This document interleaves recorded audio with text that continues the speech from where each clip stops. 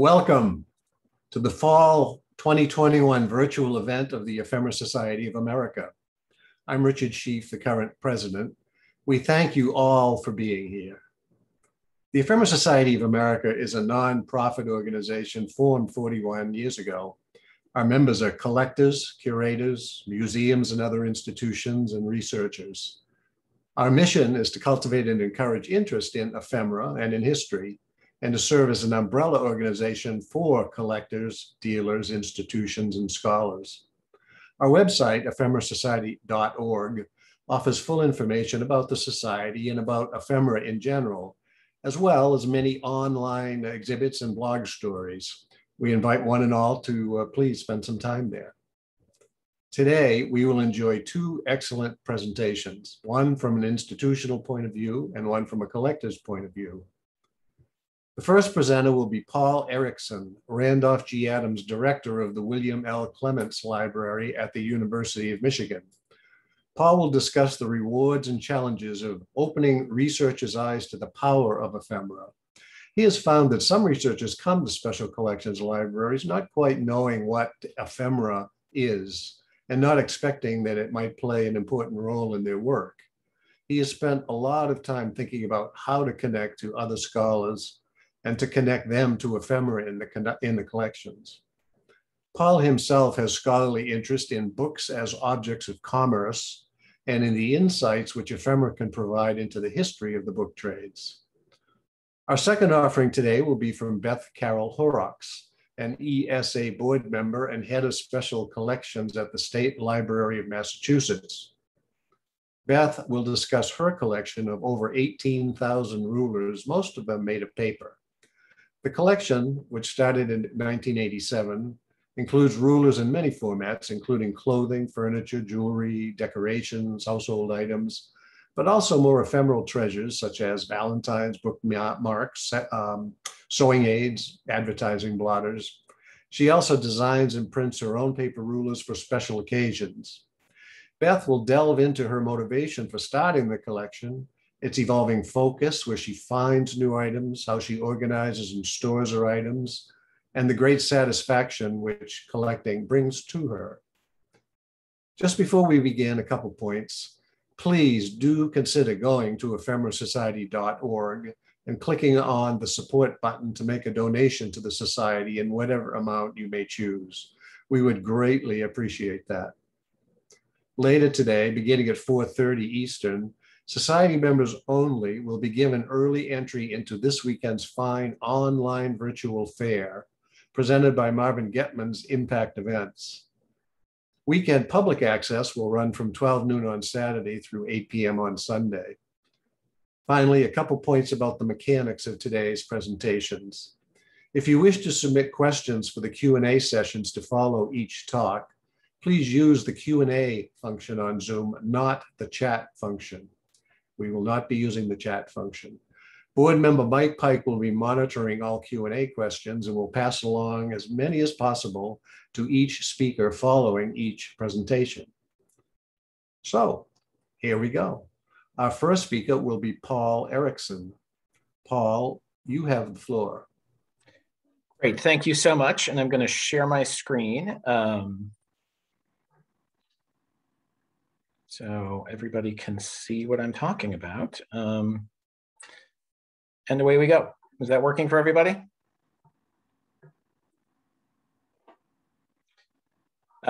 First of all, I'd like to thank Barbara Lowe, Richard Schief, and the Ephemera Society for the invitation to talk to you this afternoon. It's an honor to be part of your mid-year conference.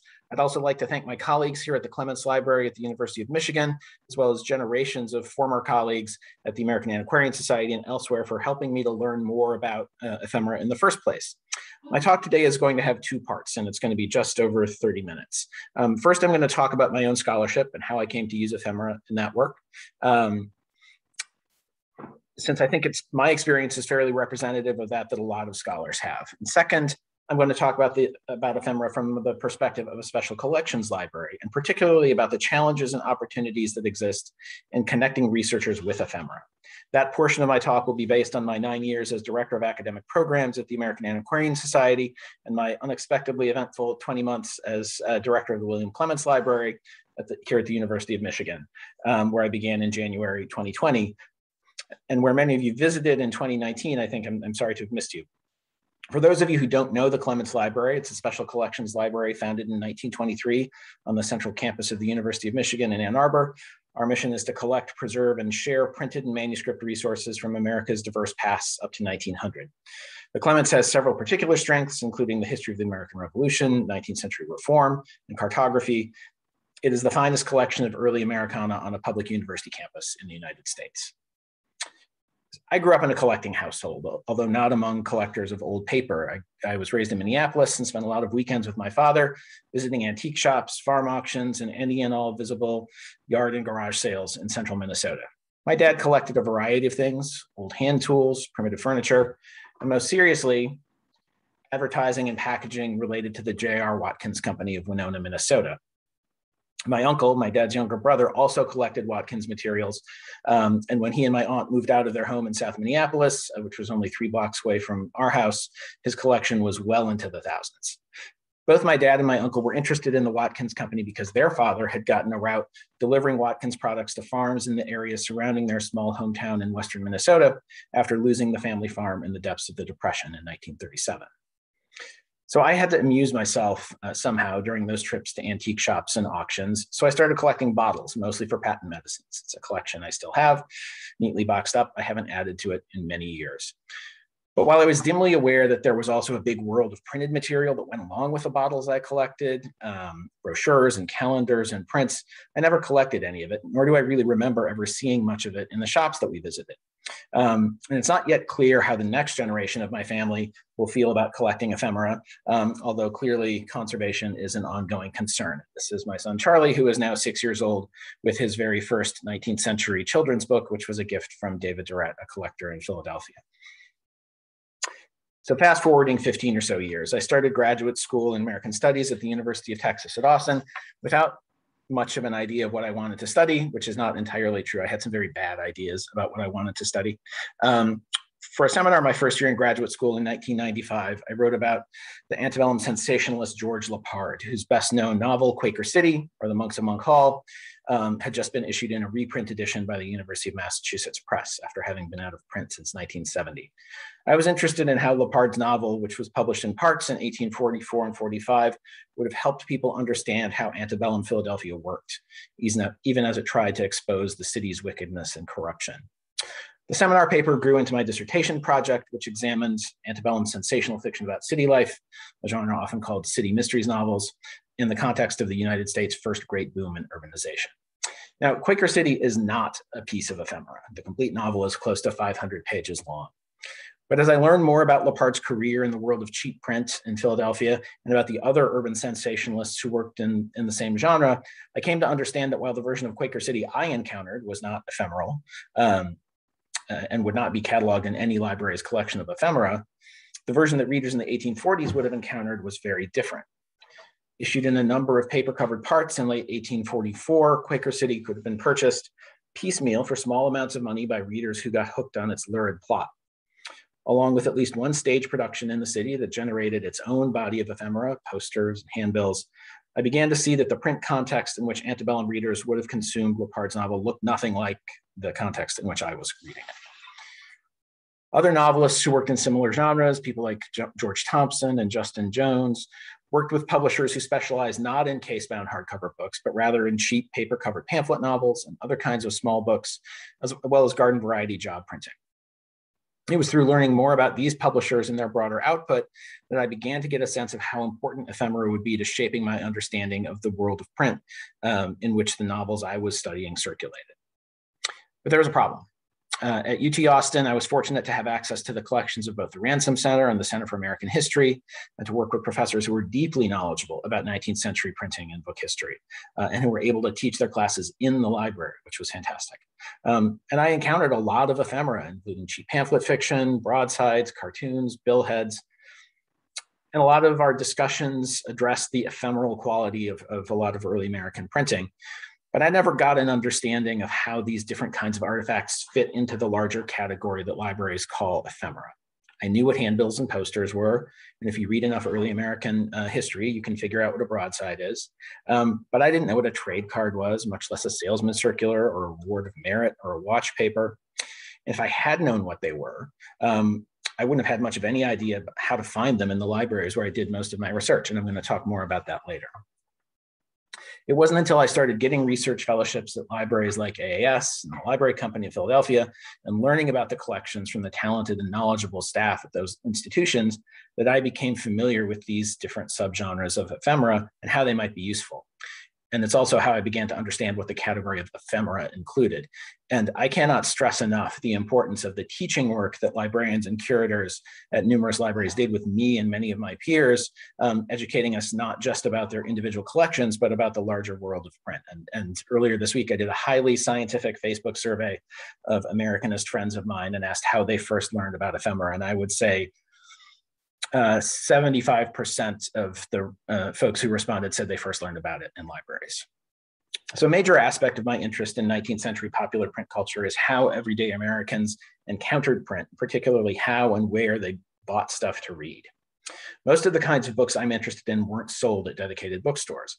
Rather, cheap paper-covered novels were purchased from street vendors, at newsstands, on railroad platforms, from traveling sales agents, and through the mail.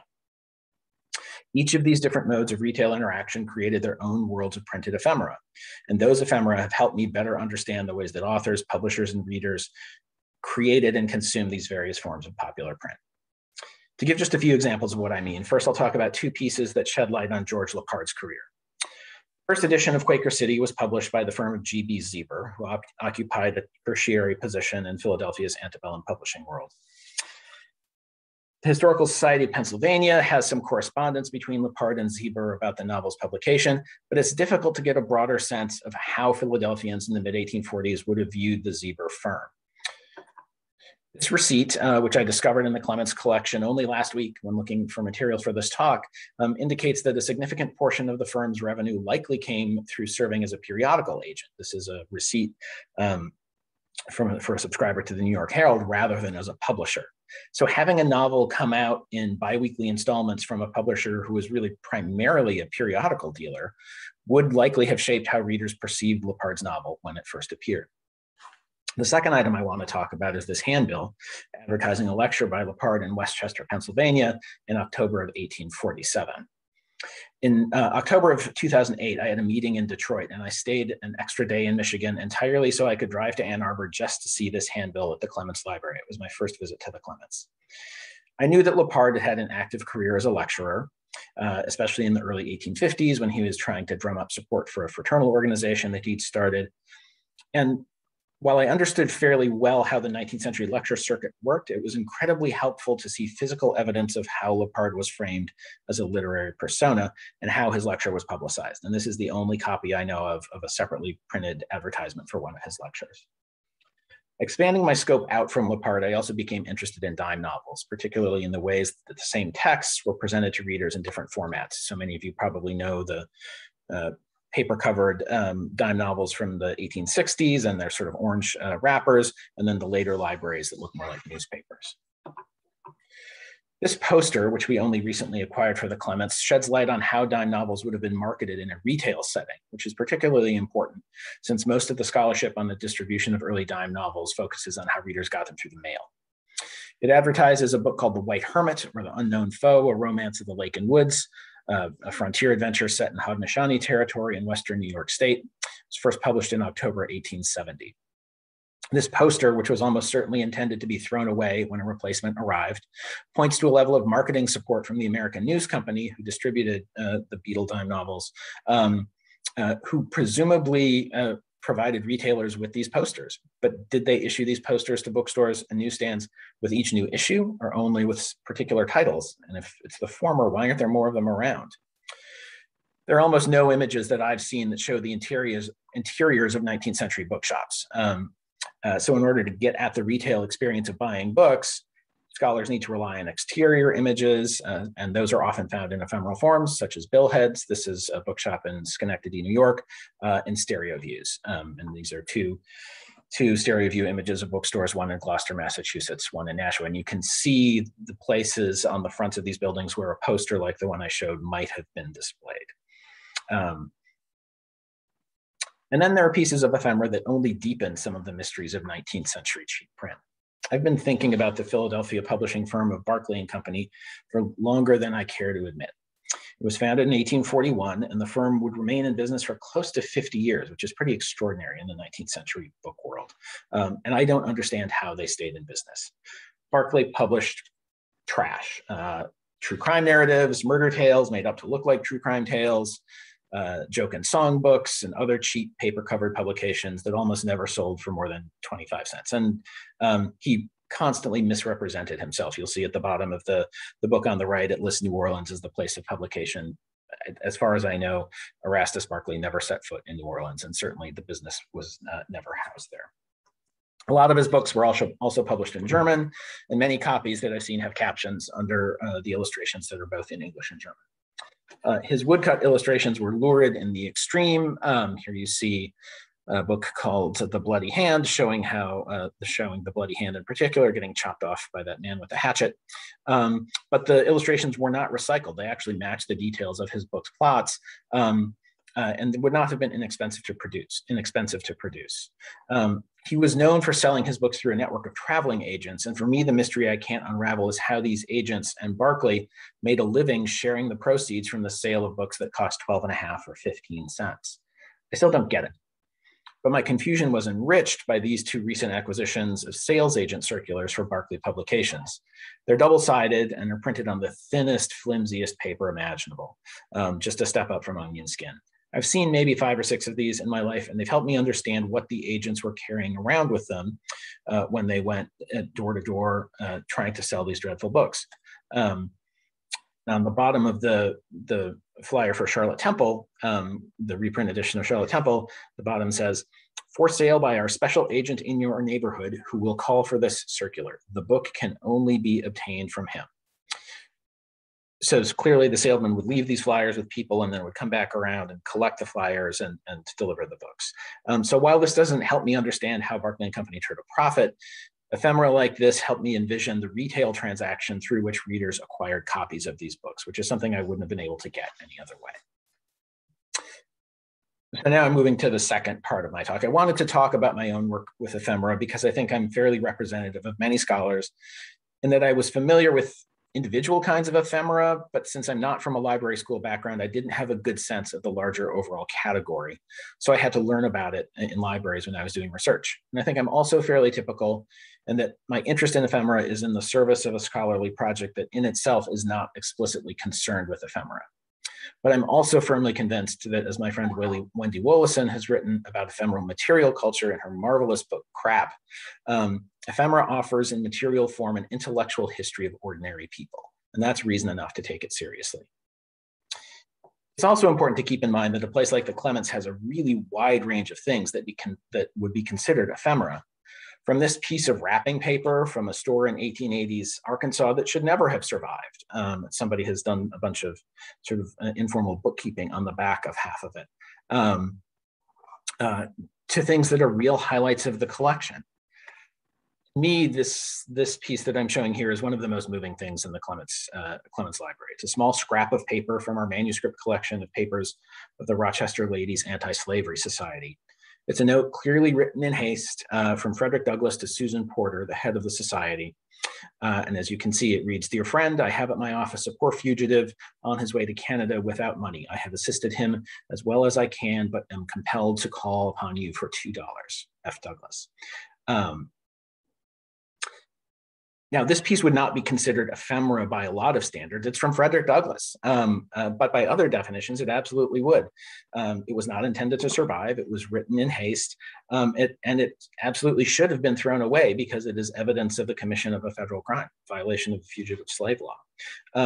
So while this note lives in our manuscript collection and wouldn't usually be thought of as ephemera, I think it's worth holding things like this in mind alongside some of the more familiar pieces I'm going to be showing in a bit, because this is an ephemeral production, yet it's so incredibly powerful in the way that it conjures a world of this frightened man running for his life, He's in Rochester, New York on February 22nd. I'm sure he's never been this cold. He's never seen this much snow, and all he needs is $2 to get to Canada. So what can libraries like the Clements do with our ephemera collections? How can we build them in ways that will magnify the impact of other parts of our collection? And most importantly, how can we make ephemera both visible and comprehensible to researchers who will come to the library having no idea what it is and so won't know what to ask for?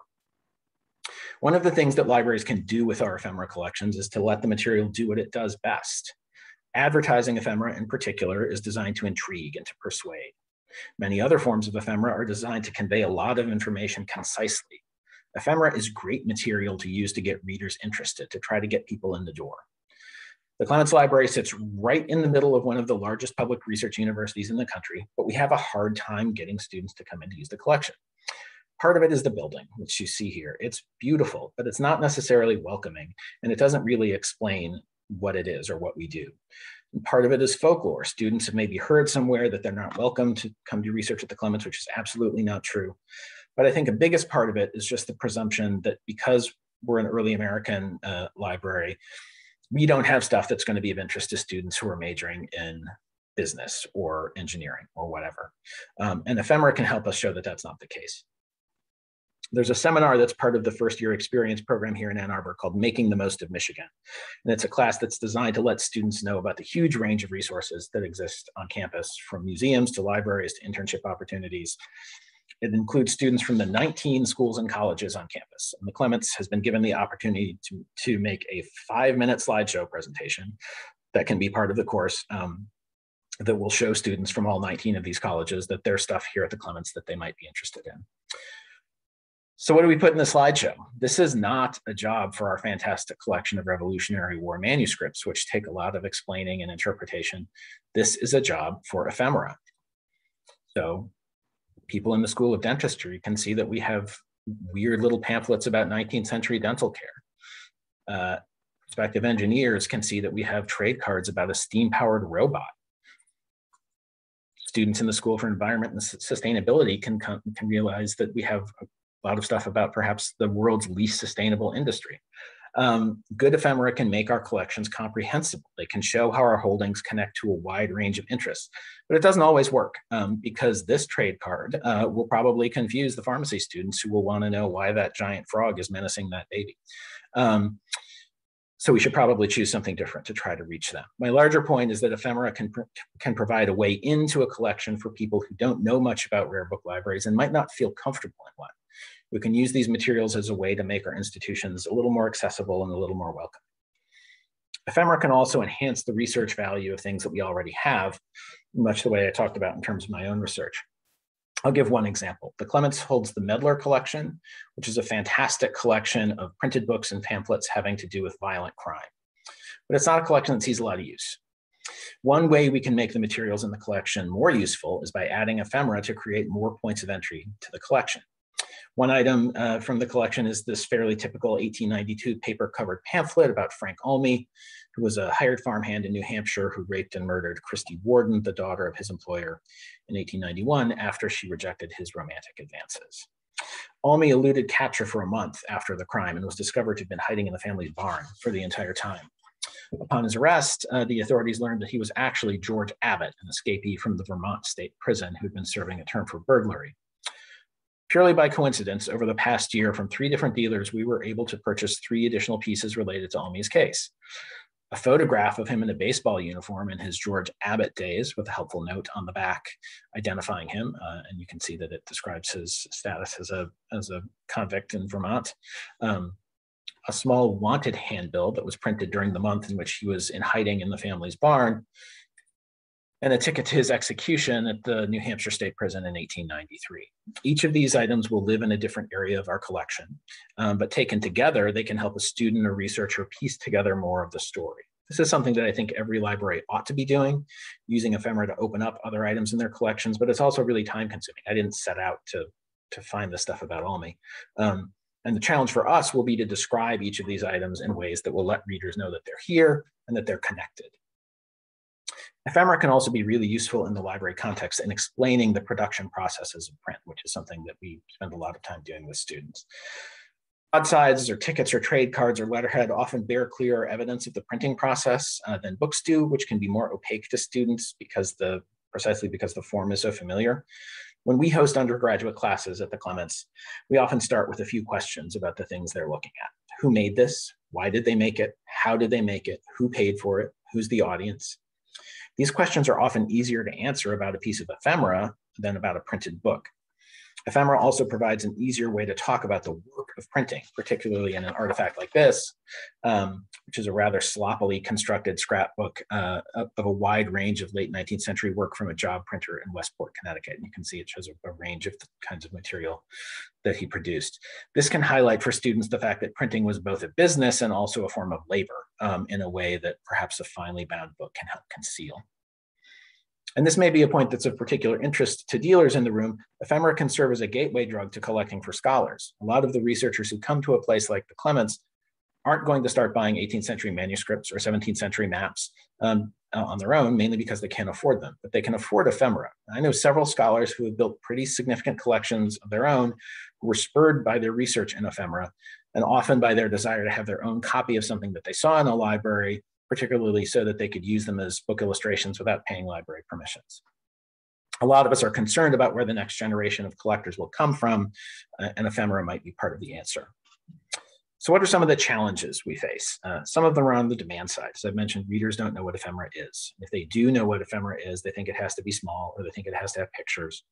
As I mentioned above, almost nobody gets trained in ephemera in graduate school, so they don't know what to ask for when they come to a library.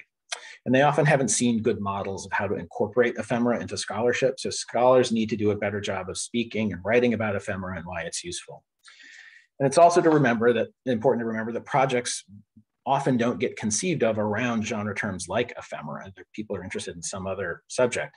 In my 9 years overseeing fellowship programs at AAS, combined with 2 fellowship cycles here at the Clements, I've interacted with close to 500 recipients of research fellowships and have read over 2,500 fellowship applications. And of that group of funded research fellows, I would say that maybe fewer than 10 people were doing research primarily in collections that would be considered ephemera, and most of those were working on sheet music. The other demand side point I'd like to make is that demand can be created through the provision of research opportunities. Dealers, collectors, donors, and groups like the Ephemera Society can endow fellowships for research on ephemera, and I know the Ephemera Society offers stipends. Those fellowship announcements can describe what ephemera means. This works. The field of scholarship on the history of the book looks dramatically different because of the fellowships offered by the Bibliographical Society of America and those funded by the William Rees Company to support book history research. I had one as a graduate student. So did almost everyone else I know who works on book history. The same is the case in American art history. That's a vibrant field that looks the way it does because there are major fellowship opportunities for graduate students. But by far the largest challenges are on the supply side, although it's more a question of the pipeline than it is the reserves of raw materials. I think that part of the reason that there isn't as much demand for ephemera among visitors to libraries like the Clements as I would like is because it's hard for libraries to make it available to researchers. There's a lot of it. Nobody organizes it all that well. It's hard to describe. And it's rarely valuable enough in dollar terms to qualify for conservation work. And there's no organizational scheme that doesn't render some things invisible to researchers. Different libraries put different things in different curatorial departments, which results in variation in how different types of things get cataloged. For instance, at the Clements, broadsides are part of our book division, so they get cataloged in the same way that we catalog books. In other libraries, they're part of a graphic arts division. So as I said, I worked at the Antiquarian Society for 9 years, and it was a tremendous luxury because I got to immerse myself in their ephemera collections, which are, almost bigger than almost anybody else's and organized better. They've been at it a lot longer. Ephemera collections there are divided by type of artifact: watch papers, bookbinders, tickets, clipper ship cards. Some of those subcategories are organized alphabetically, some geographically, some based on what's being advertised. And this is great for people who are interested in stoves or ships, but it's less great for people who are interested in, say, images of Native Americans. It's harder to find. AAS has also done a better job than almost anybody else of describing ephemera at the item level in their online catalog, even though the entire collection is not described there.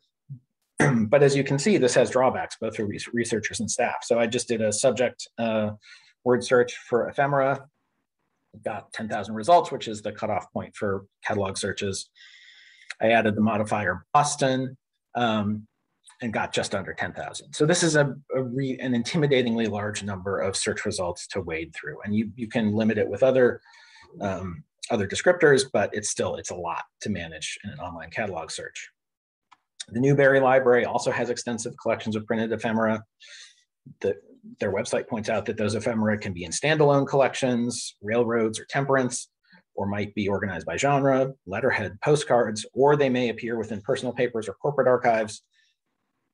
The site helpfully cautions, no general catalog searches will embrace all of the examples in the Newberry collections.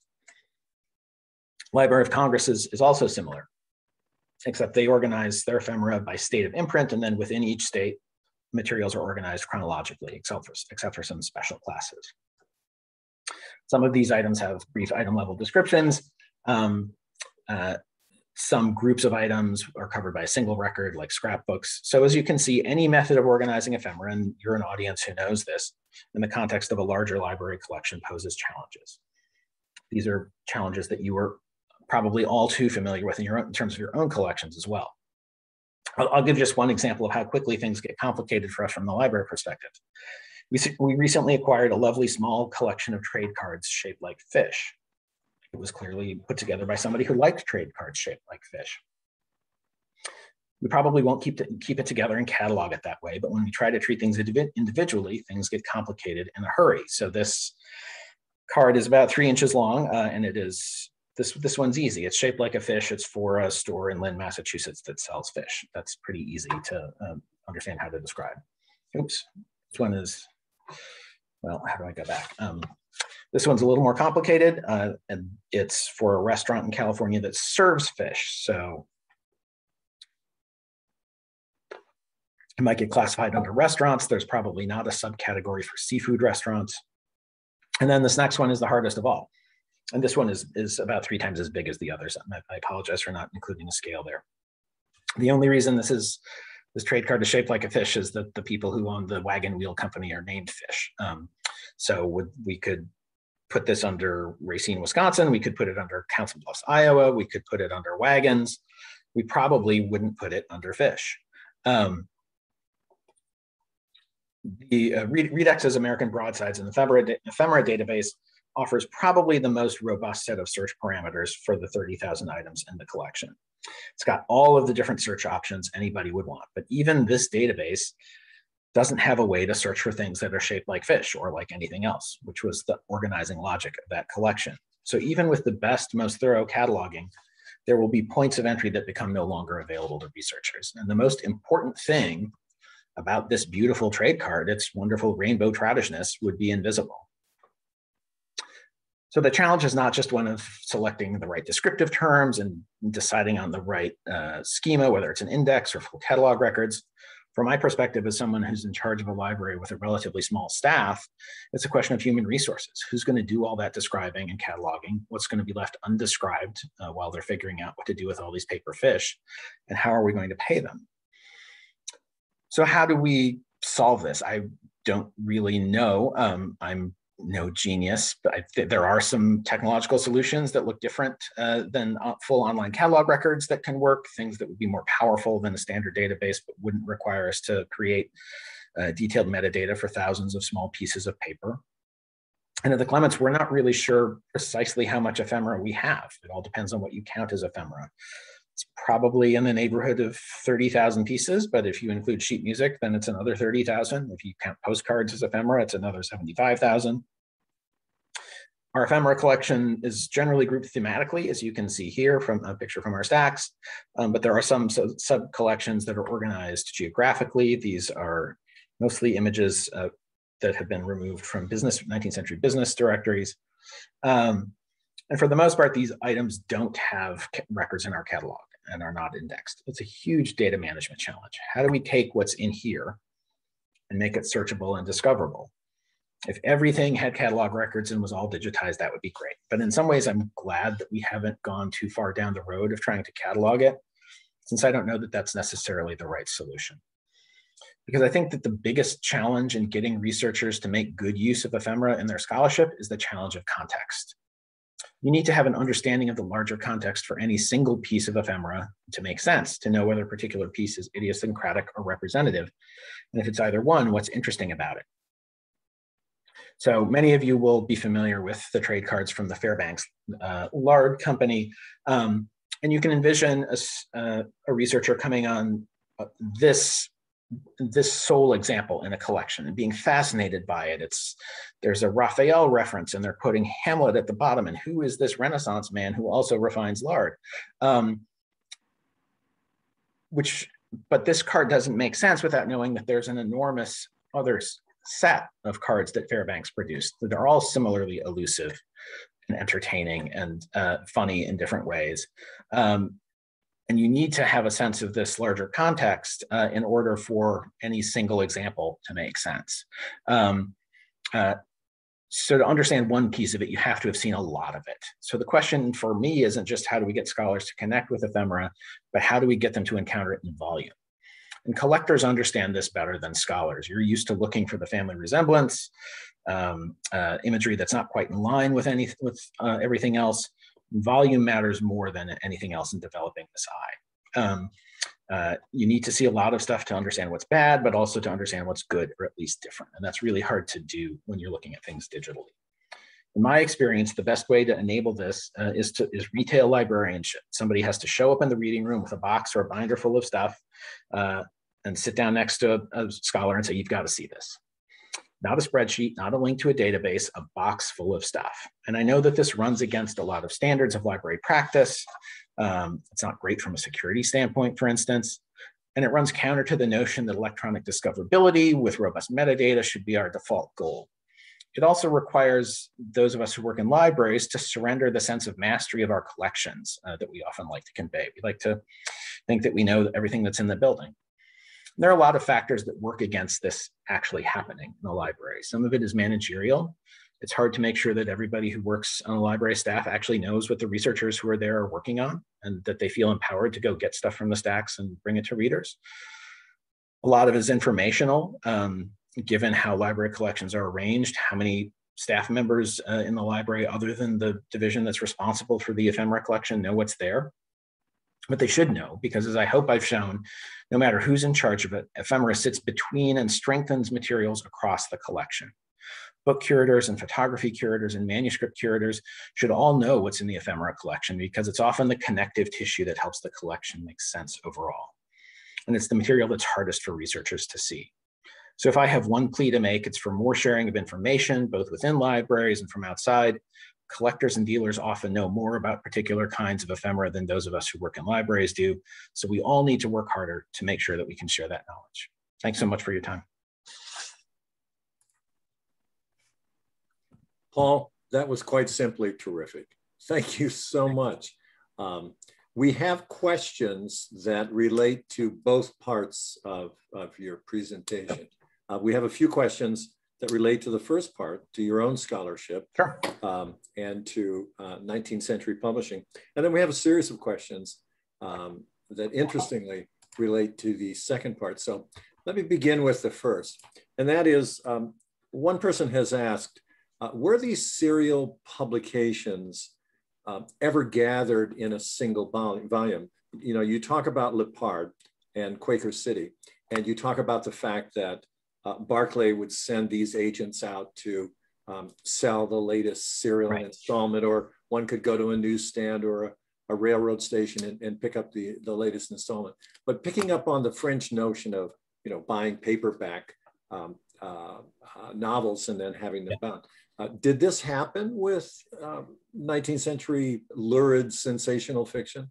So I should say that Quaker City is different from most of the other novels in the genre, and that it's much longer and its publication in parts was unusual. I have never seen a complete set of those bound together, although it's certainly something that people could have done. I think it happened with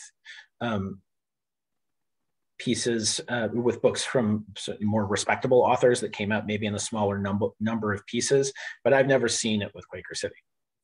Okay, fair enough. And then this was a question that I had, that if I were listening to this, I would have typed into the Q&A section, and we encourage people to type your questions in the Q&A. Lippard gave, Lippard gave a talk in Chester County in Westchester, Pennsylvania, where he was born. And I wondered during this talk, did he sell copies of his publications? And for example, did Barclay say, oh, you're going to give a talk in Westchester and Kennett Square? Here are a bunch of copies of the latest installment. Please feel free to sell them.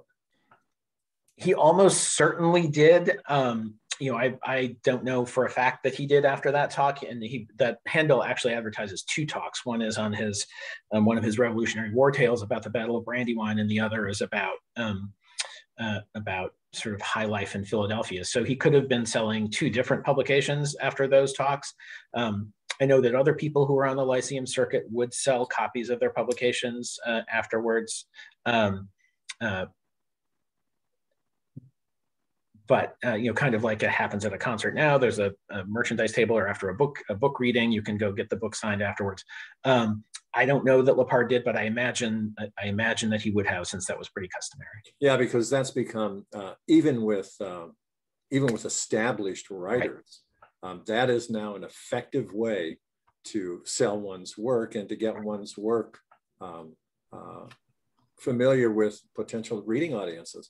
And of course, the internet has expanded that potential as well. I mean, imagine what Barclay could have done with the internet.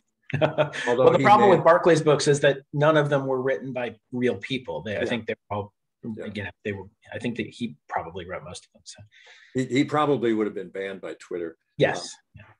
But let's now go to the other part of your talk, sure. Which many people, myself included, found very interesting. There were a couple of questions. One person asks, where can I get a book on that tells me more about ephemera?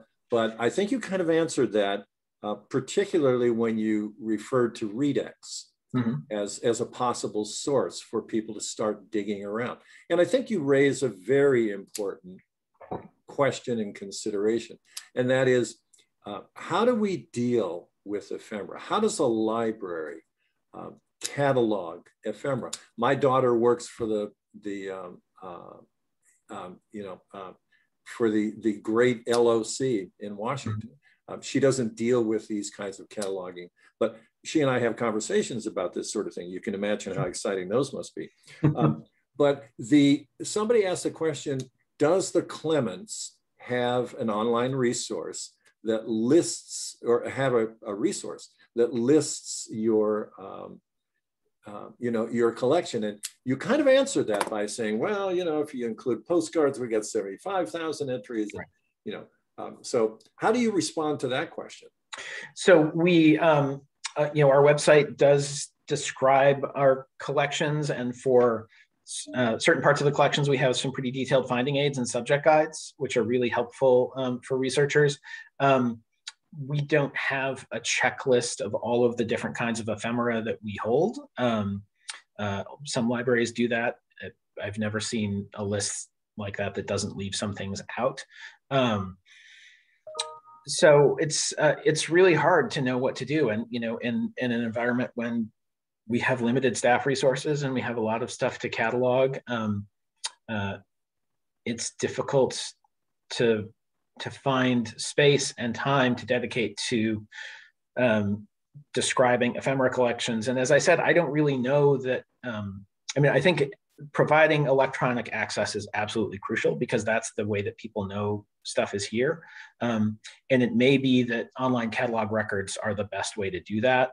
But pretty quickly you run into the challenge that I showed from the catalog searches, that if you get 10,000 results in a search, it can be overwhelming. And so how can we provide points of electronic entry to these collections that will sort of help researchers find what they're looking for without, describing 10,000 trade cards at an item level? Yeah, well, and then you make the very good point, and I agree with this completely. Since I don't have a library background, I won't be reprimanded or have my hand slapped for saying this, but I agree with you. You need that experience of sitting down with a box of stuff, in my own research in years past, those kinds of discoveries are very important. One of our viewers has said here that, well, let me just read the question or the comment. Non-paper three-dimensional ephemera can also be an important asset in accomplishing the goals you have very articulately described. Where or how do you see three-dimensional ephemera being incorporated into library collections? And that's the big point you're addressing here. Right. Yeah, three-dimensional materials or realia, as they're sometimes called, which is not a word I like because it means that the rest of the stuff in the collection isn't as real. Unreal. Is a huge challenge, and every library takes a different approach to it. Lots of places don't describe it at all. Some libraries do collections, and where do you draw the line? So every library where I've done research has some lovely pieces of old furniture. Do those get included in along with those three-dimensional pieces? Paintings and sculptures. It's hard to know where to make those distinctions. I think it's really important and really can help collections come alive for scholars. And I think there are certain categories of three-dimensional artifacts. Things like hair work is incredibly powerful to use, especially with students. I mean, it sort of makes them think about 19th century life and especially family connections in a really new way. And then there's things that are just sort of odd. At the Antiquarian Society and their James Fenimore Cooper papers, they have a leg from the bed that Cooper died in that somebody sawed off the bed and put in with the manuscripts. And, I'm not really sure what the scholarly utility of that is, although there is a lot of really interesting scholarship about relics and things like that it could be used for. So I think it's really important, and I really, if people are interested particularly in ephemeral material culture, Wendy Wollaston's recent book, which is called Crap from the University of Chicago Press, is a really great entry point into material culture that was meant to be ephemeral. Yeah, well, having an American studies background as well, you can be assured I'm going to read that book. One of our viewers has made the comment, a possible solution for the fish problem is to just add the descriptor die cut. I don't know that would completely solve the problem, but this viewer goes on to say that another possible solution regarding cataloging and access to the ephemera would be to hire specialist scholars in ephemera, in general ephemera. Or I suppose you could extend that, as you mentioned, having collectors and dealers come in and examine this. But I think it ultimately relates to the bigger question, and that is maybe it's time to revise the way in which ephemera is cataloged. We need a different kind of language. We need a different process for doing that. And you might be on the precipice here. Well, I don't want to say precipice. You might be at the beginning of that revolution.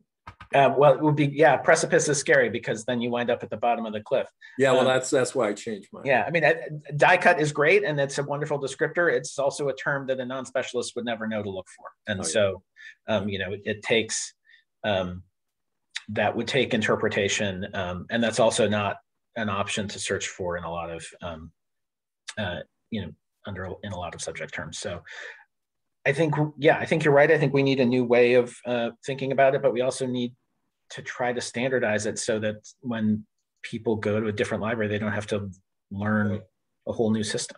Yeah, no, I agree.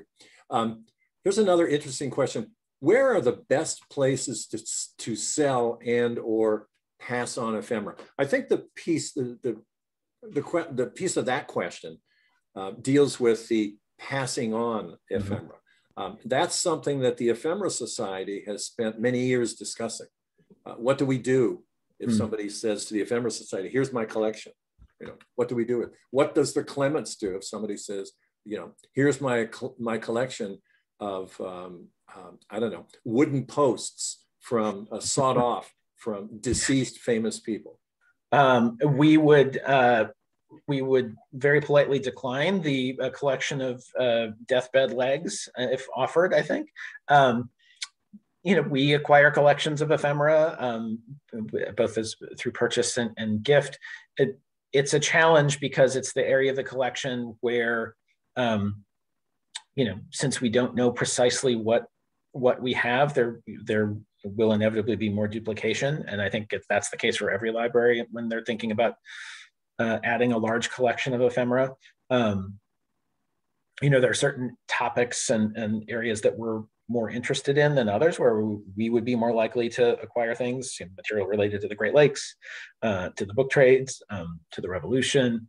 We have a large collection of stuff related to the World's Columbian Exposition in Chicago. So there are things that we would be more interested in than others. But we also, I think, are interested in collections of ephemera that would sort of broaden the scope of our collections overall. It is a really interesting, I don't want to say dilemma, but it's a really interesting question. One other person writes, is the book Crap, C-R-A-P, is that by Wendy Wollaston? How do you spell it? Her last name is spelled W-O-L-O-S-O-N. W-O-L-O-S-O-N, and it's Wendy. Yep. And the book title is Crap. It's Crap. She teaches at Rutgers Camden. Yes. Well, the last comment that I will share with our audience and with you is one of the nicest ones. And this person writes, and this person is not alone in making this comment. Thank you so much for such a thorough and enlightening conversation. And I think all of us would join you in thanking you as well. So Paul, thank you so much. Thank you, Mike, and thanks for the invitation. I really appreciate it. And now, Dick, it's back to you. Well, Paul, yes, we absolutely do. Thank you most sincerely for your very interesting insights. Much food for thought. Just as a footnote, I recently read Wendy Wollaston's book Crap, and I thought there was much of relevance to what we ephemerists are interested in, and I put a reference to it in the president's letter in our next journal, which will be coming out in September. So it's timely. We are running slightly behind, and just to give people a little bit of a time for a break, we'll now take a very few minutes break, which would have originally been until 3 Eastern, which is only 6 minutes away.